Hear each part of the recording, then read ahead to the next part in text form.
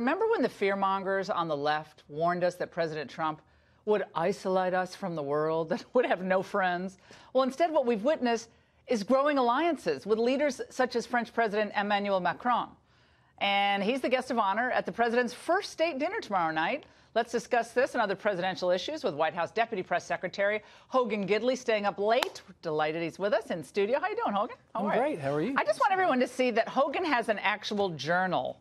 I mean, I love that. You have an actual book, not like a laptop. You're writing down like a real old school, someone who's preparing. I just love that. I miss journals.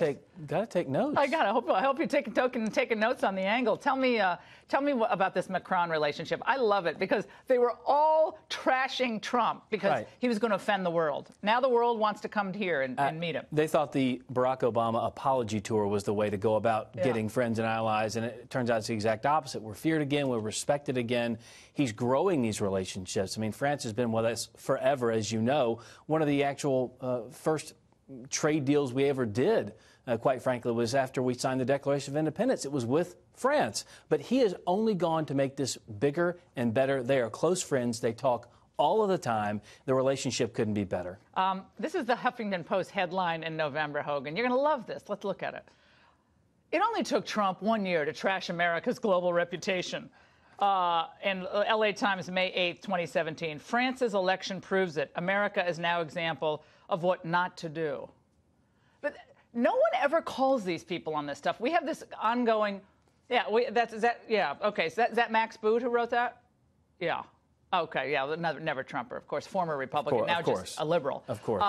Another self-loathing Republican. Exactly. Well, they're not Republican. They never really were. Of course not. But the so-called experts were wrong before the election. And now here they are again, and they just keep keep having their gigs on TV, their columns in the New York Times, the Washington Post. But this relationship with Macron, getting back to this, he's an interesting cat for Trump to be a pal with. I mean, he's kind of putting the stop signal up for the move in France to put expedited process on removal, deportation of immigrants in France. He's not on board with that. So he's not a populist like Trump is. Right. He's more of the globalist, more of a kind of a moderate globalist in Europe. So how do the two have this personal relationship? Well, Curious. There are some similarities, and you heard Macron actually make the comment that he used the phrase "make France great again" just the other day on one of the news networks. I think it was actually Fox. With a flood of migrants from from Germany. Well, the point is they were both former businessmen. Yeah. No one thought they could win this election. They come in and win. They're trying to do things differently.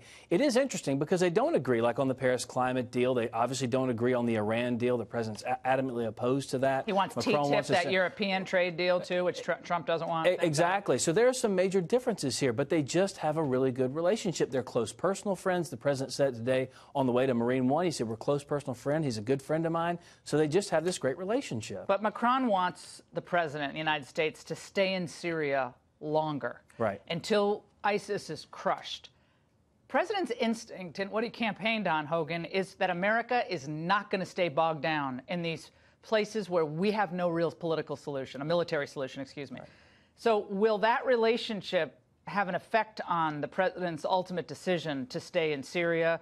Everything we know about France's relationship with, sending technology and so forth to Russia, and even its relationship with Iran, the Iran deal. That's what folks are worried about here. Well, yeah, but I also think a lot of people were worried about when Trump took over as president that this town, Washington, D.C., would shape Donald Trump. The exact opposite has happened. Donald Trump has shaped this town. I think these relationships are similar. Everyone says, what's Trump going to do? Is he going to kowtow to foreign leaders? He does not. He's the best negotiator we have. He comes to the table and tells you what he wants. Of course, he wants to bring troops home, but he wants ISIS to be crushed, and he wants to create an environment there to which ISIS cannot ever rear its ugly head again. And remember, the last administration created ISIS. This president wants to end it. Well, he shouldn't have signed the omnibus. That was his instinct. He was right on that. That omnibus was not Trump's negotiating. That was Paul Ryan, et cetera. Hogan, thank you for being here.